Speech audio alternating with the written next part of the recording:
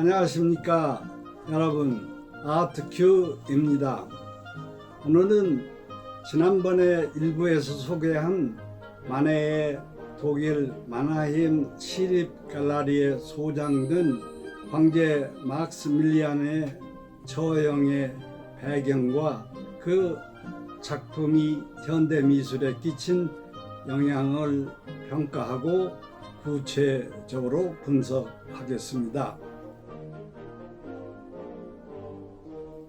마네의 황제 막스밀리안의 처형은 고야의 5월 3일이란 프랑스 군대에 의한 스페인의 대량 학살이라는 작품의 영향을 받았습니다.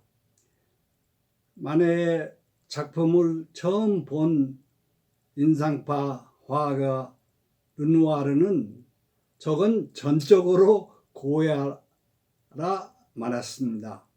고야는 프랑스 군인이 스페인 민간인들을 대량 학살하는 그림을 그려서 프랑스 군대의 잔악상을 폭로했습니다.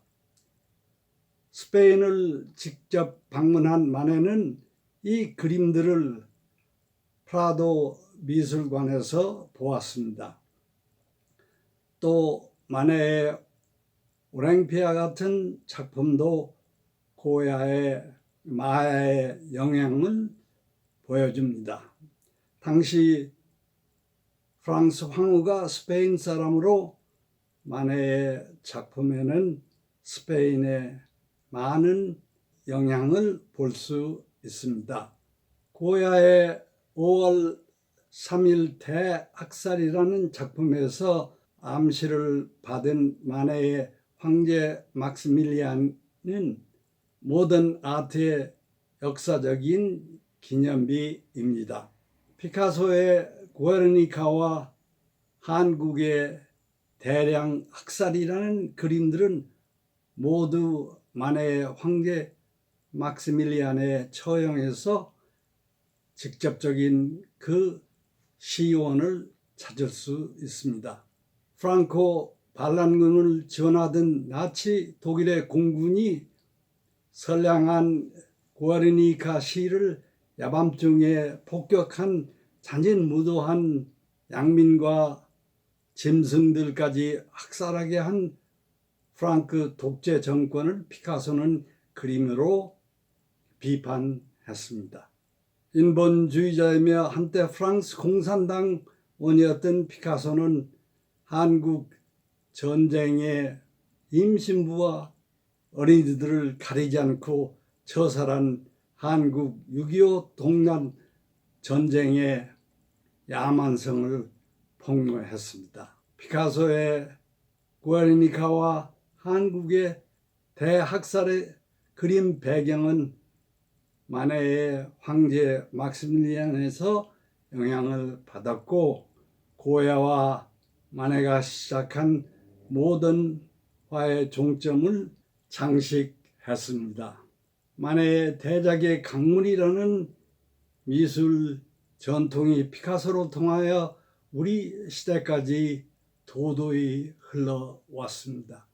이 마네의 대걸작은 황제 막스밀리안의 살인에 대한 프랑스인의 책임감을 묻고 인정하는 정직한 한 예술가의 자백이며 인류를 향해 다시 이와 같은 전쟁의 살상을 하지 말라는 넓은 휴머니즘의 역사적 교훈이기도 합니다. 마네의 전통은 피카소의 현대 미술에 흘러서 전쟁의 상처를 깊이 입은 우리 한국인의 가슴에 영원히 메아리 칩니다. 지금 보스턴의 The Museum of Fine Art 미술관에 소장되어 있는 황제 막스밀리안의 처형은 마네의 구상과 격앙된 감정의 첫 단계를 잘 말해줍니다. 무엇보다도 총살에 실제 참가한 병사의 수가 확실하지 않습니다. 최대 8명 정도를 우리는 상상할 수 있습니다. 실제로 처형에 참가한 병사의 수는 15명 혹은 21명이라고 알려져 있습니다. 그리고 그 병사들이 입은 복장은 밤색과 회색, 청색이며 소대원들 뒤에 있는 소대장은 복장이 밤색입니다. 그는 총을 마당 쓰는 빗자루 모습으로 땅에 세워놓고 서서 있습니다. 왜 마네가 이 보스턴의 작품을 중단하고 런던의 내셔널 갤러리 오브 아트 국립 갤러리에 소장된 작품을 새로 시작했는지 그 동기는 확실히 알 수 없습니다. 자기 마음에 들지 않았다는 건 확실합니다.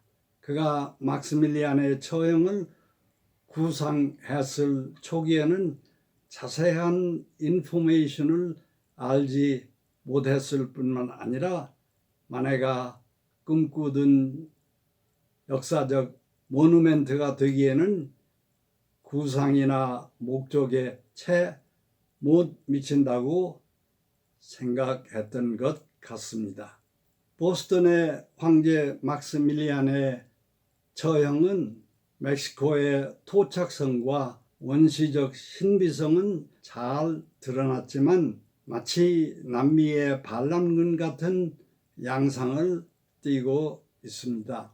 마네가 성취하고자 했던 화가 자신의 거대한 의도와 목표에 빗나간 작품이라고 판단해서 내린 결정이라고 평가하고 싶습니다.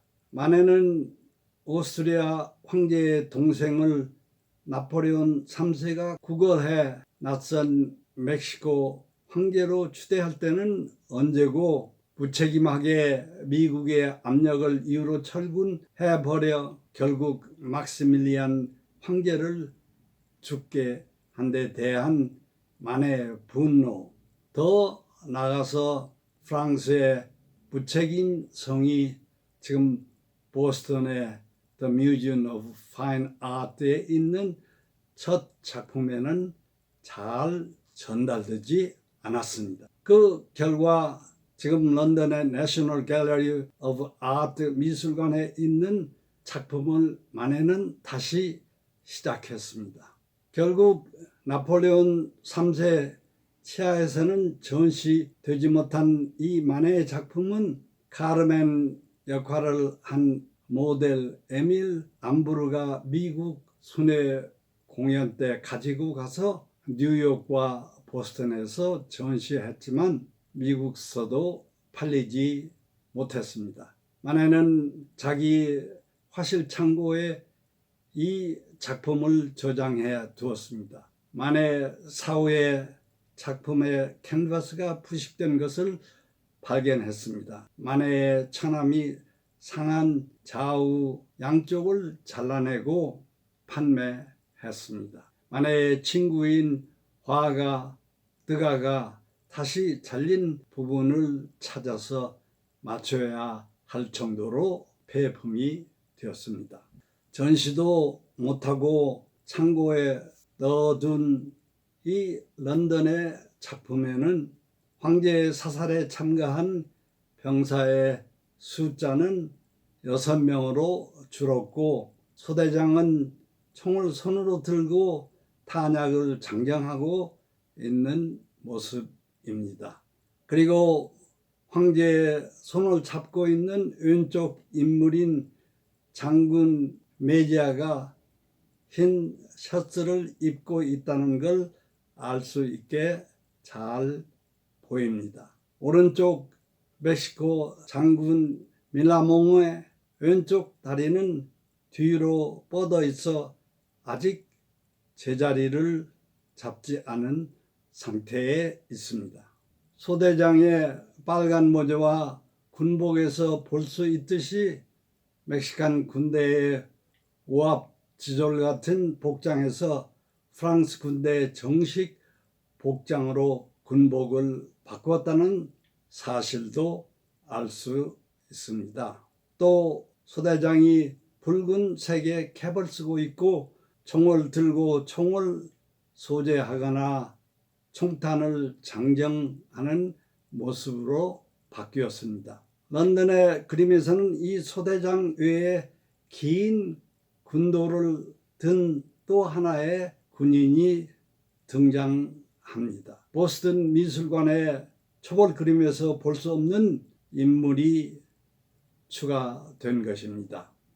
여기에는 6명의 발포하는 병사 외에 칼을 높이 들고 발포를 지휘하는 자와 동시에 뒤에서 총을 만지기만 하고 딴전을 피우는 소대장이 있습니다. 소대장은 자기가 사형에 직접 책임을 지지 않는 양 행동을 합니다. 이 소대장의 얼굴은 황제 나폴레온 3세와도 닮았다고 하니 책임을 지지 않는 나폴레온 3세의 죄의식을 만해는 의도적으로 표시했을 수 있습니다.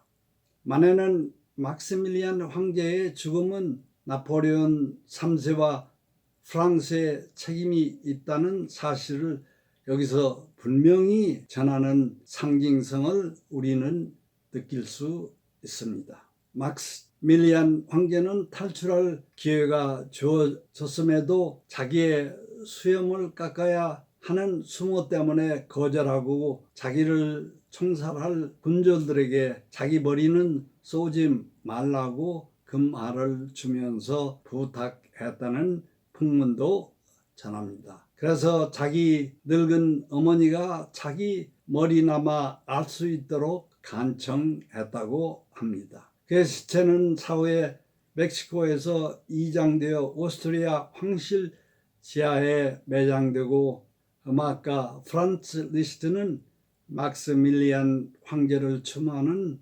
장례 행진 피아노 작곡을 남겼습니다. 다시 만해의 그림에 돌아가서 런던 미술관의 작품 단계에서는 코펜하겐의 리토그라프에서 볼 수 있는 사형장의 높은 담벽이나 모자나 머리들이 아직은 추가되어 있지 않았습니다. 만해는 이 작품에도 만족하지 않았다는 걸 알 수 있습니다. 최종의 독일 마나헤임 시립미술관에 소장된 작품에서는 코펜하겐의 작은 그림에서 보이는 칼든 지휘관이 제거되고 높은 담벽 너머의 군상들이 한 곳에 모여 앉아 있습니다. 그리고 사형장 옆에 높은 담벽 위에 나타난 구경꾼들이 발을 대롱대롱 벽에 매달리지 않고도 높지 않은 시대에 서서 넘어보고 있다는 걸 증명하기 위해 초원 목장 같은 군웅을 만해는 다시 추가하고 인물들의 인상도 더 확실하게 그렸습니다. 황제 막시밀리안도 원래 사형장의 실 사진과는 달리 부하인 두 장군들과 떨어져서 집행되지 않은 것 같이 함께 그려져 있습니다. 황제는 십자가의 그리스도의 마지막 장면 같이 두 강도 사이에 그려져 있습니다. 황제는 희생자같이 두 장군들의 손을 잡고 장렬하게 비바 비바 멕시코를 외치면서 죽는 순교자 같은 위험이 있는 모습을 보여줍니다. 황제는 그리스도는 성자라는 표식인 림부스 후광을 닮은 멕시코의 이중 밀집 모자를 쓰고 그리고 코펜하겐 도상에서 발견되지 못한 선명한 군대의 의상과 사형 집행자들의 가로로 든 총기 바로 앞에 사형당한 자들이 서 있습니다. 이 송살자들과의 거리감을 주기 위해 만해는 총기 바로 앞에 서 있는 황제와 두 장군의 인물을 병사들보다 작게 그렸습니다. 그래서 프랑스의 철학자 미셸 푸코는 그의 마네와 그림의 대상이라는 저서에서 마네는 원근법을 모른다고 평했습니다. 이 마네의 마나햄 최종 그림에서는 병사들의 가로세운 화포의 총기들과 의상, 특히 그들이 두른 흰 역대와 흰 양말색이 선명하고 그들이 잔 긴 칼들도 확실하게 묘사되어 있습니다. 마네는 정부에서 실제로 한 소대의 프랑스 병사들을 차용해서 모델을 갖고 직접 그렸다고 합니다. 마네는 자기는 모델 없이는 그림을 그리지 않는다고 했답니다.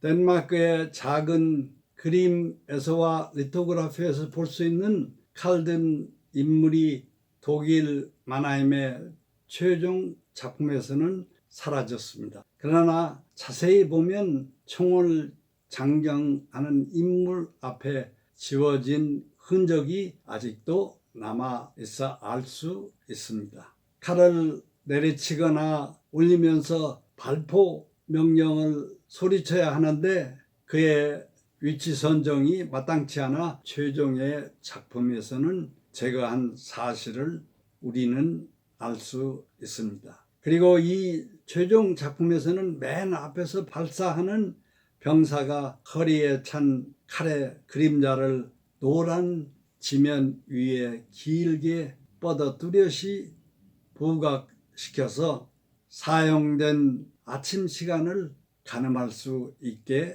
마네는 그렸습니다. 해가 아직도 동쪽에 있습니다. 마네의 그림에서 우리는 세 사람을 일제히 사격하지 않고 따로따로 사살한 사실을 알 수 있습니다. 연기가 나는데 총을 맞고 맨 먼저 넘어지는 건 흑인 같은 장군이며 황제와 다른 장군은 넘어지지 않고 아직도 손을 잡고 서 있기 때문입니다. 예술은 아름답고 영원합니다. 예술을 사랑하는 여러분은 멋지십니다. 구독, 좋아요를 누르시고 공유해 주시면 미술사 영상을 계속해서 보실 수 있습니다. 감사합니다.